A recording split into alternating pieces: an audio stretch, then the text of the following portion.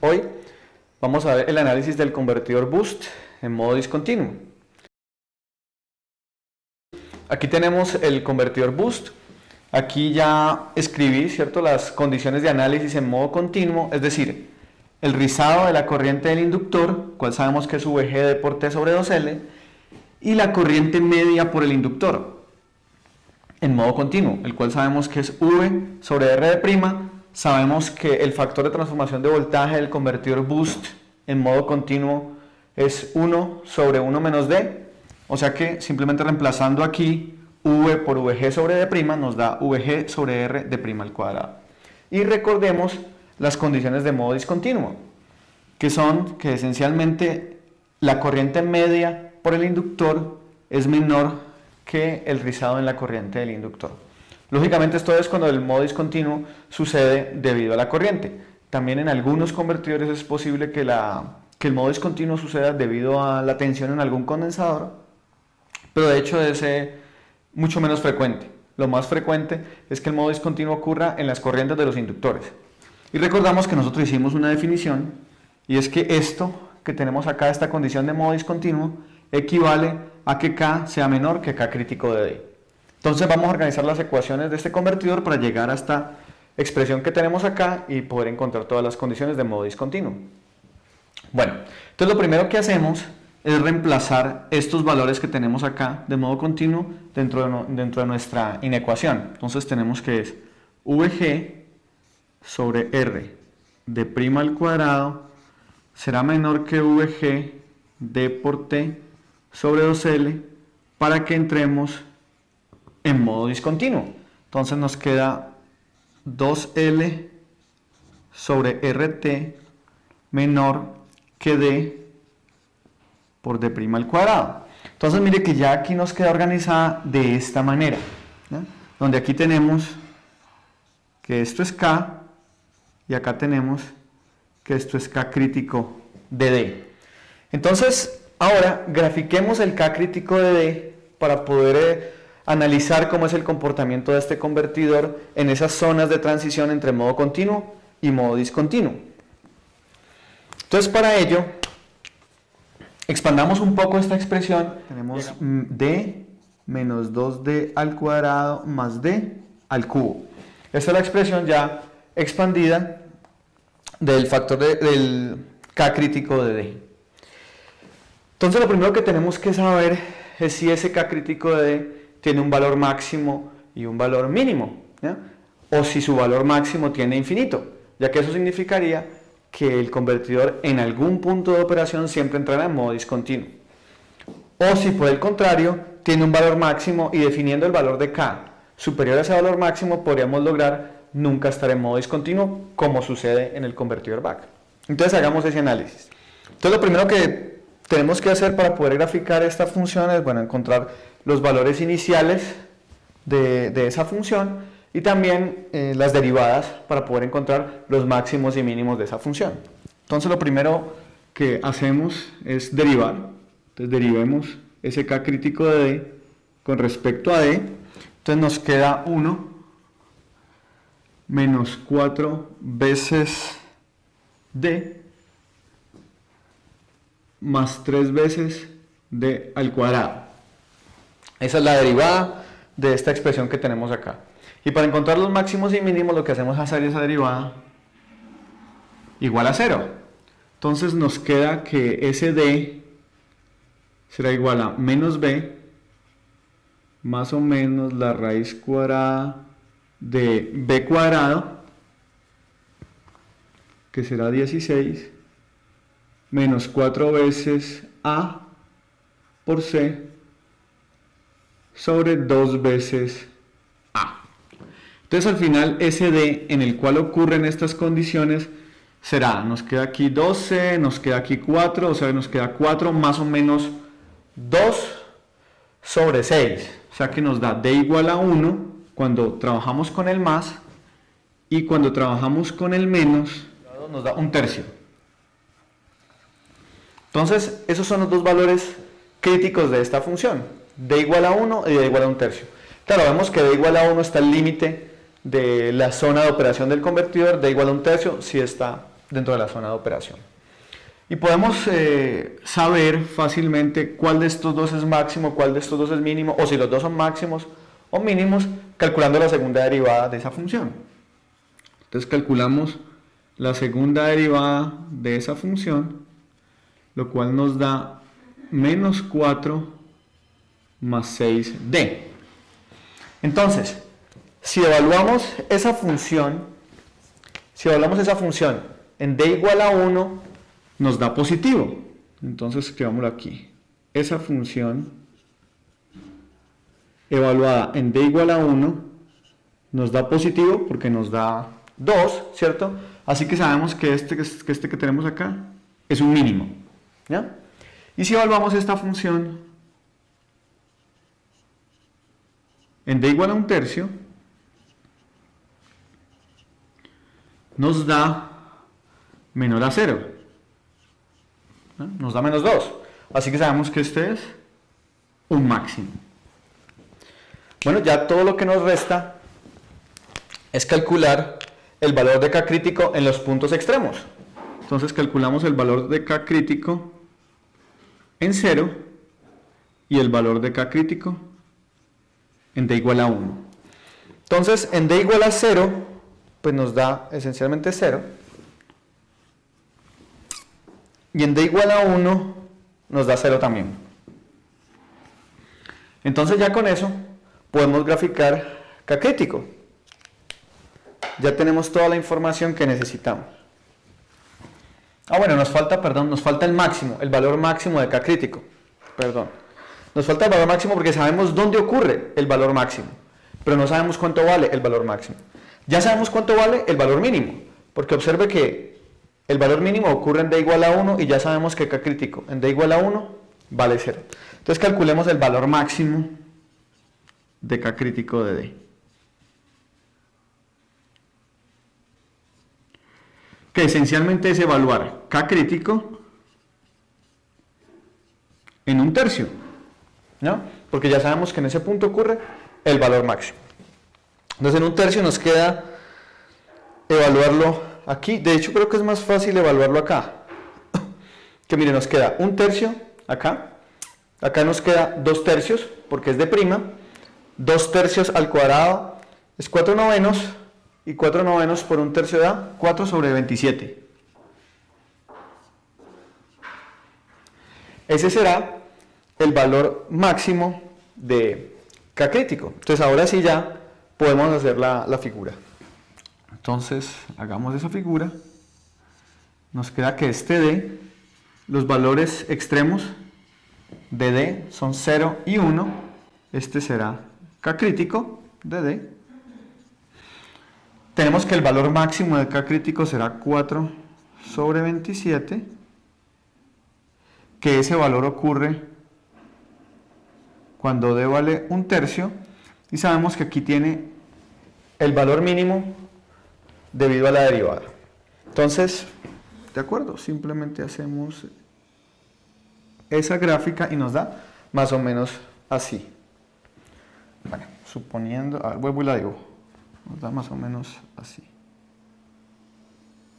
Más o menos así. Más o menos. Donde tenemos que este es el valor máximo, sabemos dónde ocurre, aquí tenemos un valor mínimo, por eso llega de esa manera. Listo. Entonces, tenemos dos opciones, ¿cierto? Una opción que es si tenemos un K mayor al valor máximo de K crítico, es decir, si tenemos un K mayor a 4/27, pues siempre vamos a estar operando en modo continuo, ¿ya? Porque nunca vamos a tener la condición de modo discontinuo, que K sea menor que K crítico, ¿de acuerdo? Entonces, si hacemos que K sea mayor a 4/27 en este convertidor, pues nunca vamos a entrar en modo discontinuo. Pero, si tenemos un K menor a 4/27, sí vamos a tener algunas zonas de modo discontinuo. Por ejemplo, supongamos que este es el valor de K del convertidor.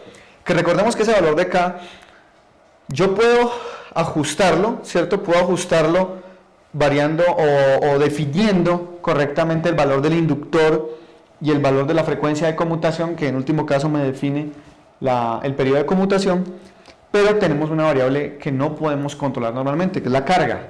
porque rara vez la carga es constante, ¿ya? Normalmente la carga varía dependiendo de la cantidad de corriente que requiera para operar, dependiendo de cada condición de operación. Por ejemplo, tenemos un motor, ¿cierto? Un motor de DC que está levantando alguna carga, será diferente la corriente que pida si ponemos a levantar la carga a una velocidad diferente o si la carga tiene un peso diferente. Lo que es lo mismo, el ejemplo del radio, si tenemos un radio y le subimos el volumen, pues consumirá más corriente y por lo tanto su impedancia se reducirá.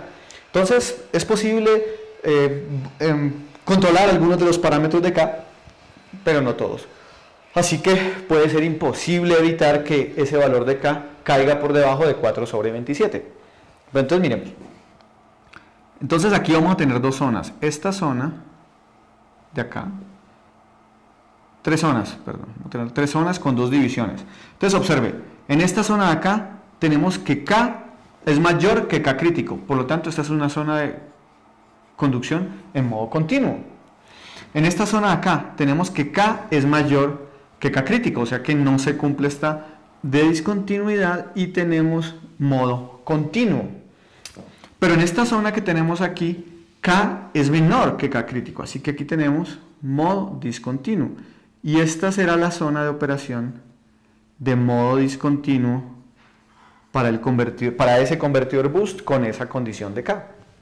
Entonces, muy parecido a como analizamos el convertidor back, es posible tener una condición de operación definida por ese valor de K, en la cual el convertidor, no importa el ciclo de trabajo que tenga, nunca entra en modo discontinuo. Pero también es posible que tengamos, como en este caso, un valor de K que haga que en algunas zonas el convertidor esté en modo discontinuo, como esta, y en otras zonas el convertidor esté en modo continuo. ¿Ya? Entonces es importante poder conocer esas zonas para poder saber cuándo el convertidor va a entrar en ese modo de operación. Entonces, para encontrar estos puntos que nosotros los llamamos de críticos,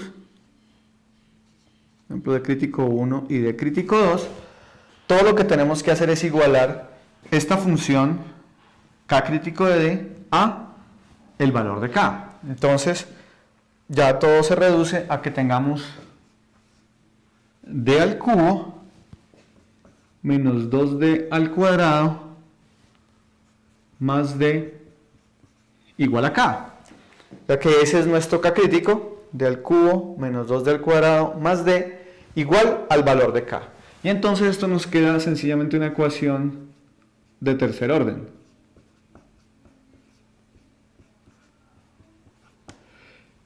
Y al resolver esta ecuación de tercer orden, pues nos va a entregar los valores críticos de D.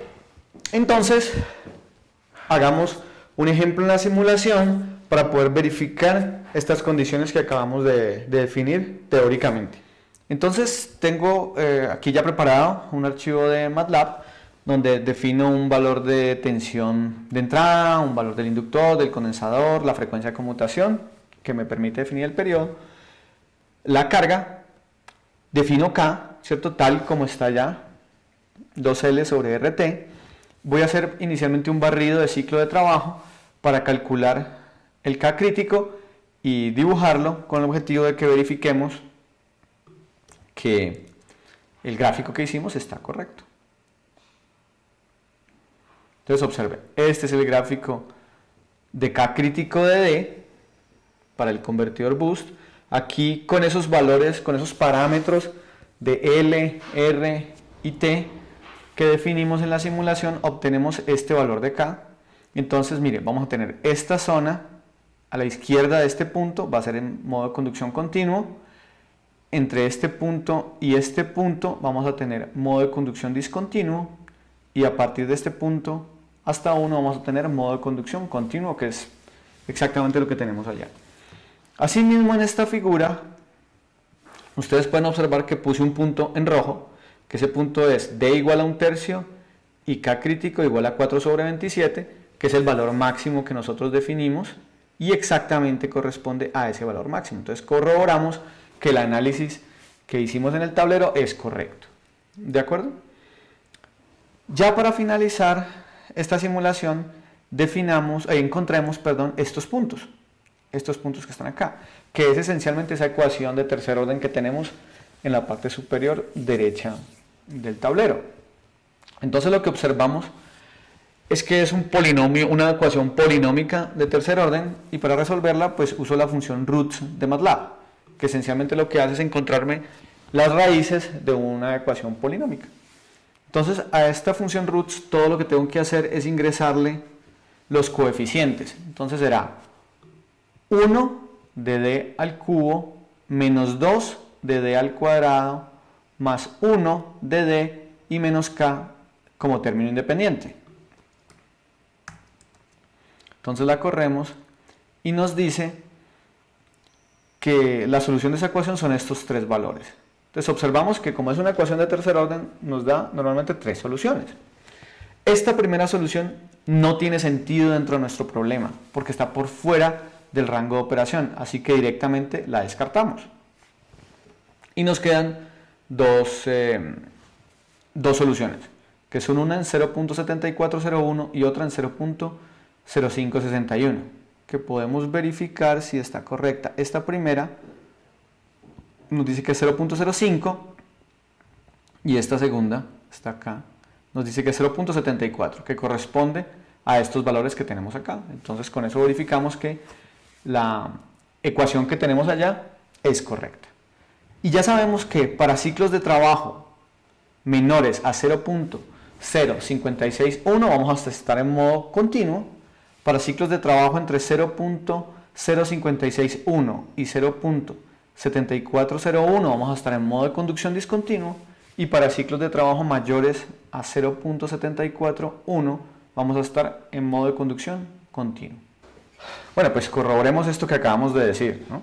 Corroboremos esto que esas regiones que acabamos de decir. Entonces, mire, este es el convertidor boost que ya conocemos. Aquí lo tengo configurado con los mismos parámetros que están definidos en el archivo de MATLAB. Estos que están acá son exactamente estos mismos parámetros que estamos acá. Entonces, hagamos una prueba. Por ejemplo, simulemos este convertidor con un ciclo de trabajo igual a 0.5. Según estos límites que tenemos acá, en 0.5 deberíamos estar en modo de conducción discontinuo. Entonces, miremos. Entonces, miremos la corriente del inductor.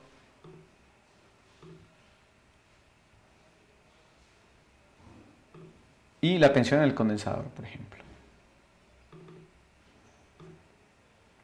Entonces, donde vemos que efectivamente en 0.5 estamos en modo de conducción discontinuo, porque la corriente intenta hacerse cero, uno de los semiconductores se abre, que obviamente en este caso será también el diodo, y estamos en modo de conducción discontinuo.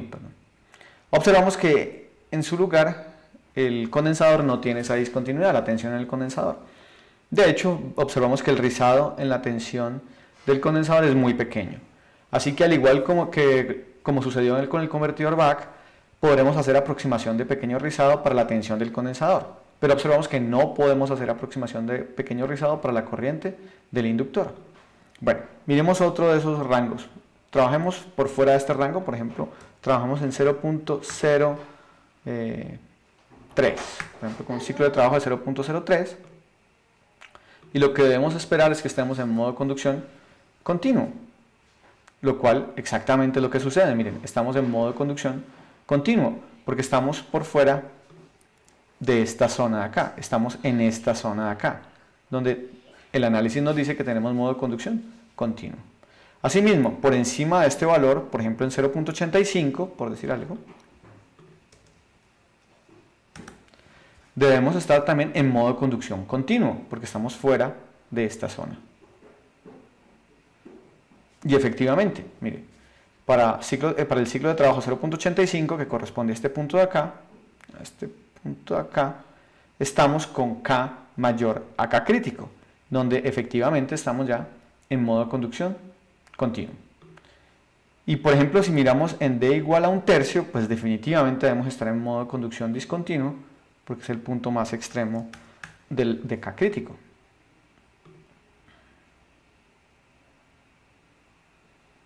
Y efectivamente, en ese punto de igual a 1/3, estamos en modo de conducción discontinuo. La corriente se hace discontinua, pero mire que siempre la tensión en el condensador cumple la aproximación de pequeño rizado.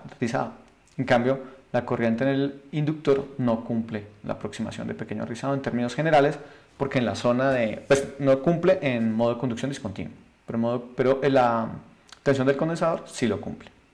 Bueno,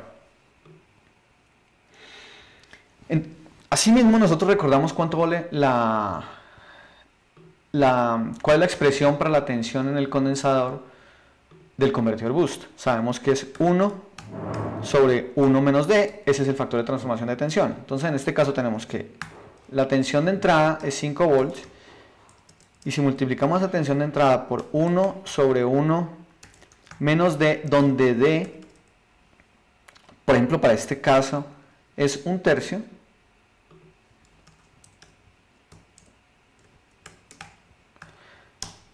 nos dice que serán 7.5 volts. Si estuviéramos operando en modo continuo, observamos que esa predicción es incorrecta porque no estamos operando en modo de conducción continuo, estamos operando en modo de conducción discontinuo. Entonces nos damos cuenta que, al igual que en el convertidor BAC, la expresión para modo continuo no es aplicable a modo discontinuo. Y eso se debe en gran medida o principalmente a que esta expresión de 1 sobre 1 menos D, cuando la calculamos para modo continuo, nosotros consideramos la aproximación de pequeño rizado para la tensión del condensador y para la corriente del inductor. Pero en este caso nos damos cuenta que, si bien sí podemos aplicar la aproximación de pequeño rizado para la tensión del condensador, no la podemos aplicar para la corriente del inductor. Por lo tanto, tenemos que hacer el análisis del factor de transformación de voltaje del convertidor boost en modo discontinuo de una forma similar como lo hicimos para el convertidor BAC. Es decir, aplicando el concepto fundamental de balance de carga. Entonces eso es lo que vamos a hacer en este momento. Entonces para ello, dibujemos las topologías por las que circula este convertidor, dibujemos la corriente del inductor y hagamos los análisis pertinentes. Entonces voy a dibujar las 3 topologías. Entonces la primera topología será cuando D valga 1, perdón, cuando U valga 1, la primera topología será cuando U valga 1, es decir, cuando se cierra el MOSFET y por lo tanto se abre el diodo. Entonces la topología 1 será esta que tenemos acá. Se cierra el MOSFET, el diodo está abierto y tenemos el condensador y la carga, donde la tensión está definida de esta manera. Sabemos que esta es la corriente del condensador por esta polaridad, esta es la polaridad del inductor, esta es su corriente y esta es la tensión en la fuente. Y entonces calculemos la tensión en el inductor y la corriente en el condensador como siempre lo hemos hecho. Entonces miramos que la tensión en el inductor es igual a VG. Entonces nos damos cuenta directamente que la tensión es positiva, por lo tanto la corriente en el inductor en la primera topología debe crecer. Entonces la voy a ir graficando en esta parte de acá. Entonces tenemos esta forma de onda. Y lo que vemos es que en la topología 1 la corriente del inductor debe crecer. Y la vamos a iniciar desde cero porque estamos considerando que el convertidor está en modo discontinuo. Por lo tanto su corriente siempre llegará a cero. Y cuando empiece a crecer, pues tendrá que empezar a crecer desde cero en este caso. Y calculamos la corriente del condensador, que nos damos cuenta que para este caso es menos V sobre R. Luego, cuando voluntariamente decidimos abrir el MOSFET, decimos que el MOSFET deje de conducir, automáticamente se cierra el diodo para permitir el paso de la corriente del inductor. Entonces llegamos a la topología 2.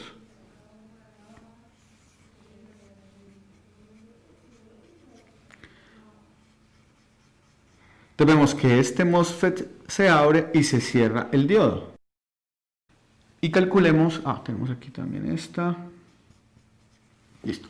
Calculemos nuevamente la tensión en el inductor.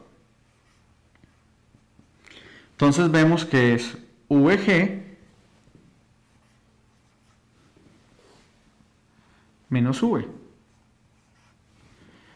Y calculemos la corriente en el condensador, que para este caso es IL menos V sobre R. Observen que escribo IL en minúscula porque no podemos hacer aproximación de pequeño rizado, ¿ya? En cambio, V sí las estoy escribiendo en mayúsculas porque sí podemos hacer aproximación de pequeño rizado. Y eso ya lo verificamos en la simulación. Entonces, sabemos que si la corriente crece, debe luego decrecer, porque si no el convertidor no estará en estado estacionario. Sabemos que la corriente al inicio de cada periodo siempre tiene que valer lo mismo, independiente si está en modo continuo o modo discontinuo, ¿ya?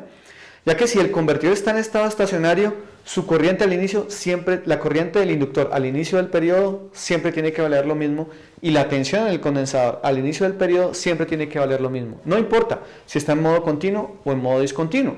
Lo que importa es que si está en estado estacionario, todas sus señales deben ser periódicas, ya sean de modo continuo o ya sea de modo discontinuo. Entonces, finalmente, entonces vemos que la corriente decrece, ¿cierto? Sabemos que decrece con esa pendiente y decrece. Y como estamos en modo discontinuo, la corriente llegará a cero antes de finalizar el periodo. Porque si la corriente llega a cero justo cuando finaliza el periodo, sabemos que estamos en el límite entre modo continuo y modo discontinuo, y entonces esencialmente todas las expresiones de modo continuo aplican. Pero como el análisis considera que el convertidor está en modo discontinuo, entonces lógicamente la corriente debe llegar a cero antes de finalizar el periodo. Y entonces la corriente, al intentar hacerse negativa, siempre debemos recordar que aquí está el diodo, ¿cierto? Aquí está el diodo. Aquí está el diodo. Entonces la corriente del inductor, al intentar hacerse negativa, genera que este diodo se abra, que deje de conducir. Y entonces pasamos a la topología 3, que es esta que tenemos acá.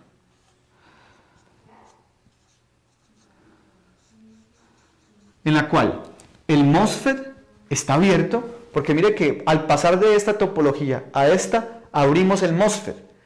Y para pasar de esta topología a esta no es una transición controlada, es una transición no controlada que sucede debido a que la corriente del inductor intenta hacerse negativa y por lo tanto el diodo naturalmente se abre. Es decir, quedamos con esta topología que tenemos acá, donde el MOSFET está abierto porque sencillamente yo lo abrí para pasar de esta topología a esta y no lo he vuelto a cerrar, y el diodo se abrió porque esta corriente en este inductor intenta ser negativa. Y entonces nos queda esta topología que tenemos acá.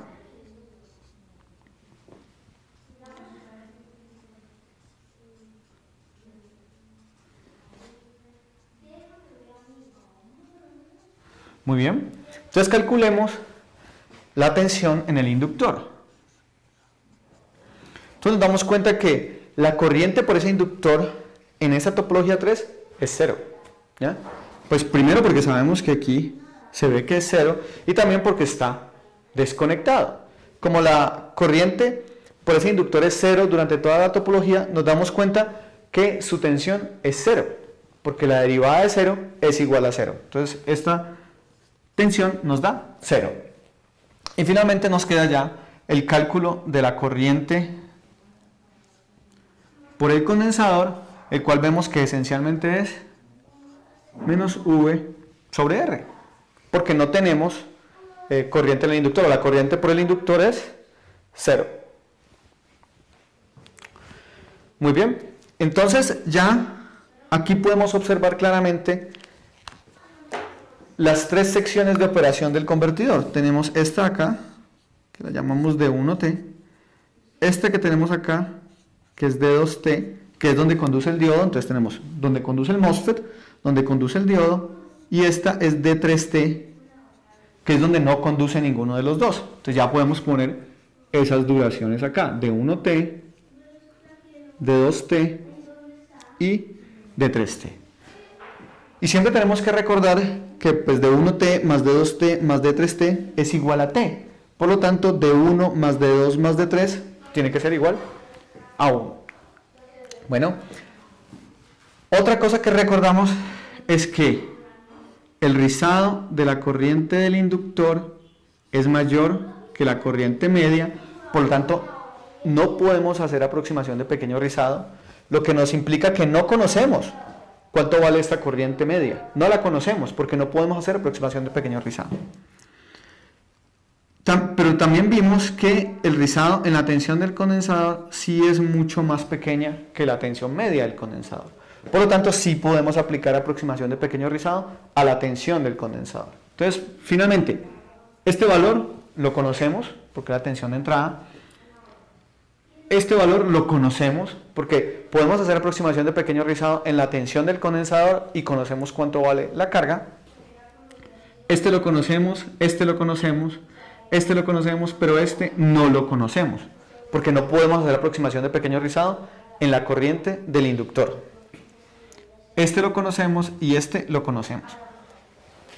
Entonces finalmente lo que vemos es que sí podemos hacer el balance volt segundo o el balance de flujo como tradicionalmente lo hacemos, porque las tres expresiones tienen valores conocidos, entonces podemos hacer esa aproximación de pequeño, podemos, usando la aproximación de pequeño rizado, hacer el balance de flujo del convertidor, pero no podemos hacer el balance de carga como típicamente lo hacemos, ya que no conocemos este valor que tenemos aquí, y al no conocer una de las expresiones de una de las topologías, ya no podemos hacer el balance de carga como típicamente lo realizamos. Entonces tendremos que buscar otra manera de hacer ese balance de carga. Bueno, entonces hagamos inicialmente el balance de flujo. Entonces el balance de flujo nos dice que es VG por D1, VG menos V por D2,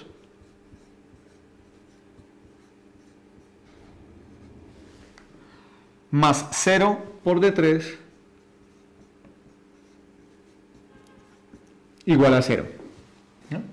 Entonces nos queda VG por D1 más VG menos V por D2 igual a 0, y esta es una primera ecuación que nace del balance de flujo, donde yo conozco VG y conozco D1 porque D1 es esencialmente el ciclo de trabajo que se impone a la operación del MOSFET, y ese lo impone el PWM que yo voluntariamente configuro. Pero no conozco V. De hecho, en la simulación vimos que si intentamos usar la expresión que ya conocemos para modo continuo, no es una aproximación válida, ¿cierto? Y nos da un error sustancial. Entonces este no lo conozco, y tampoco conozco D2, porque el tiempo durante el cual el MOSFET conduce es un tiempo que yo desconozco porque yo no controlo ese tiempo.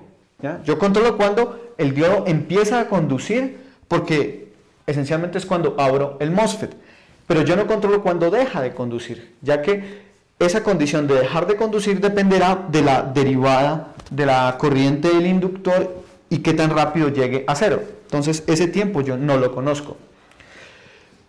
Claro, y nos falta una ecuación, nos falta la ecuación del balance de carga, y lo que vemos es que no podemos hacer el balance de carga como típicamente lo hacemos. Entonces tenemos que buscar otra forma de encontrar ese balance de carga. Y al igual que como lo hicimos en el convertidor BAC, nos vamos al concepto principal del balance de carga, donde sabemos que para que el convertidor tenga una forma de onda periódica en la tensión del condensador y en la corriente del inductor, la tensión de ese condensador tiene que valer siempre lo mismo al inicio de cada periodo, y la corriente de ese inductor tiene que valer lo mismo al inicio de cada periodo. Eso significa que, por ejemplo, para el caso del condensador, que es el que vamos a analizar ahora, la carga neta que se introduce en el condensador es 0. Es decir, el promedio de la corriente del condensador durante el periodo debe ser igual a 0. Entonces, saquemos o llevemos acá ese nodo para poder investigar cómo hacer ese análisis. Y vemos que este nodo se contribuye con la corriente de este diodo. ¿No? O sea, la corriente que se va a distribuir en esta zona es la corriente que llega a través del diodo. Y lo que sabemos es que el promedio de la corriente del condensador es 0. Por lo tanto, lo que nos implica eso es que el promedio de la corriente del diodo tiene que ser igual a V sobre R. Porque recuerde que en la tensión del condensador sí podemos aplicar aproximación de pequeño rizado. Por lo tanto, la corriente que va por acá es prácticamente constante y es igual a V con aproximación de pequeño rizado sobre R. Entonces lo que estamos diciendo es que el valor medio de la corriente del diodo pues es igual al valor medio de la carga, porque el valor medio de la corriente del condensador es 0. Esta es ya la expresión que nos queda al aplicar el concepto de balance de carga, el concepto fundamental de operación del balance de carga. Y lo que vemos es que tenemos que encontrar la corriente promedio por el diodo, que es algo que hasta ahora no habíamos realizado. Entonces, encontrar la corriente promedio por el diodo no es más que 1 sobre t, la integral desde 0 hasta t de la corriente del diodo en el tiempo con su integral, ¿no? Y esta integral que tenemos aquí no es otra cosa que el área de este triángulo que tenemos acá, de esta sección de triángulo. ¿Por qué? Pues recuerde que el MOSFET conduce en esta zona y el diodo conduce en esta zona. Entonces, si dibujamos la corriente del diodo, lo que vemos es que entre 0 y de 1T, el diodo no conduce. Justo cuando llega y se desactiva el MOSFET, se activa el diodo y conduce el diodo. Y cuando llega a este punto, deja de conducir el diodo, es decir, este tiempo es D2T y tendremos este otro tiempo hasta T. Entonces observe, esa integral que tenemos ahí no es más que la integral de este triángulo que tenemos aquí definido. Nuevamente, esto de acá es la corriente de pico de la forma de onda de la corriente del inductor, que corresponde pues a esta corriente de pico de la forma de onda del diodo, porque es la misma corriente de pico. Entonces tenemos que calcular esa corriente de pico. Pero observen que yo tengo esta derivada que tengo acá. Esa derivada yo la conozco, es VG sobre L, porque es la derivada de la corriente del inductor. Entonces, esta corriente de pico no será más que esa derivada, VG sobre L, multiplicada por el tiempo durante el cual está aplicada. Entonces, está aplicada durante D1T. Entonces, ya con esta expresión sencilla, sabemos cuánto vale la altura de este triángulo. También sabemos cuánto vale la base de este triángulo. Sabemos que esa base vale D2T. Por lo tanto, esto que tenemos acá será igual a 1 sobre t, y la integral es el área, que es la base, que es D2T, por la altura, que es VG sobre L D1T, todo esto sobre 2. Y ahí ya tenemos la corriente promedio por el diodo. Y lo que vemos es que esa corriente promedio por el diodo tiene que ser igual a V sobre R. Y ya ahí tenemos la segunda expresión que nos hacía falta para poder calcular el factor de transformación de voltaje del convertidor boost en modo de conducción discontinuo. Podemos cancelar esta T que tenemos allí y reorganizar un poco esa expresión.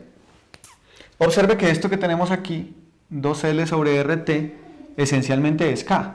Entonces nos queda V sobre VG, que recordemos que V sobre VG es M de D, lo podemos escribir aquí, ¿cierto? Recordando que nuestro M es V sobre VG, entonces tenemos que esto es el M de D por K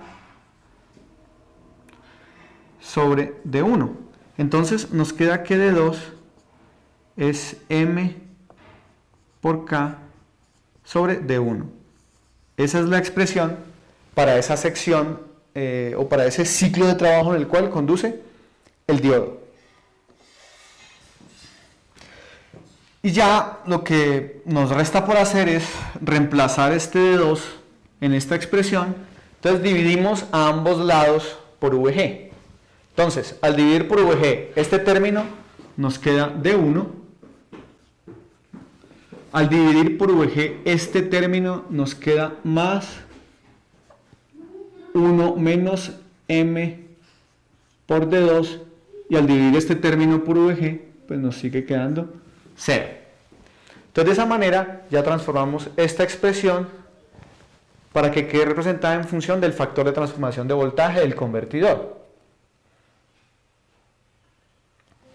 Y lo que hacemos es reemplazar D2, que lo encontramos aquí, en esa expresión que tenemos allá. Entonces nos queda D1 más 1 menos m por D2, que es m por k, sobre D1 igual a 0. Y entonces hagamos un poco de operación matemática. Entonces, ¿qué hago? Y ya lo que tenemos que hacer es resolver esta ecuación de segundo orden. Entonces saquemos factor común k de este radical para llevarlo acá. Entonces nos queda que m es igual a k más o menos k la raíz de 1 más 4 de 1 al cuadrado sobre k sobre 2k. Porque para sacar ese factor común tenemos que sacar k cuadrado interno en la raíz para que salga un k sin un k a la 1. Entonces significa que tenemos que sacar este k cuadrado que tenemos aquí, y al sacar un k cuadrado de acá, pues nos queda el k en el denominador. Se cancelan esos k y nos queda que el factor de transformación de voltaje en el convertidor boost será 1 más o menos la raíz cuadrada de 1 más 4 de 1 al cuadrado sobre k sobre 2, porque cancelamos las k. Y algo que vimos en este convertidor es que este convertidor no invierte. Cuando hacemos el análisis en modo de conducción continuo, nos damos cuenta que la tensión de salida del convertidor tiene la misma polaridad que la tensión de entrada, es decir, no invierte tensión. Por lo tanto, no podemos trabajar con el menos, tenemos que trabajar con el más. Porque miremos esta expresión que tenemos acá. Esta expresión interna siempre será mayor a 1. Siempre será mayor a 1 porque k es un valor positivo y porque d es un valor positivo y el 4 es un valor positivo. Así que esta expresión que tenemos dentro del radical siempre será mayor a 1. Por lo tanto, la raíz cuadrada de ese número mayor a 1 siempre será mayor a 1. Y si usamos el menos, pues vamos a obtener un m de d negativo. Es decir, estaremos diciendo que el convertidor boost invierte tensión, lo cual no es cierto. Por lo tanto, el factor de transformación de voltaje del convertidor boost es 1 más la raíz cuadrada de 1 más 4 de 1 al cuadrado sobre k sobre 2. Lógicamente esto es así siempre y cuando estemos en modo de conducción discontinuo, es decir, siempre que k sea menor que k crítico de d. Recordamos que ese m de d será 1 sobre 1 menos d para modo de conducción continuo, es decir, cuando k sea mayor que k crítico de d, inclusive mayor o igual. Y esta ya es la expresión completa para el factor de transformación de voltaje del convertidor boost, que incluye las dos posibles condiciones de operación, modo de conducción discontinuo y modo de conducción continuo para el convertidor. Lo último que nos falta por calcular en este convertidor es la corriente media por el inductor. Para modo continuo, nosotros sabemos que es V sobre R de prima. Pero para modo discontinuo no necesariamente es igual. De hecho, recordemos, la corriente promedio de una señal, o el valor promedio de una señal, pues en este caso nuestra corriente del inductor promedio será 1 sobre t integral desde 0 hasta t de la corriente del inductor en el tiempo. Es decir, será 1 sobre t por el área de este triángulo, que es la integral de toda la corriente del inductor. Ya no solo la del diodo, sino toda la corriente del inductor. Entonces ya tenemos todos los valores para ello. Tenemos base, que vale de 1 más de 2t,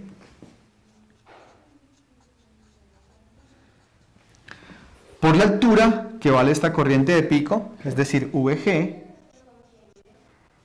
de 1t sobre L, y dividido por 2. Entonces, por ejemplo, cancelamos estas dos T y ya nos queda que la corriente del inductor, pues ya la voy a dejar expresada en función de D2, porque ya conozco D2, ¿cierto? Ya lo puedo calcular. Entonces nos queda que es VG de 1T por D1 más D2 sobre 2L.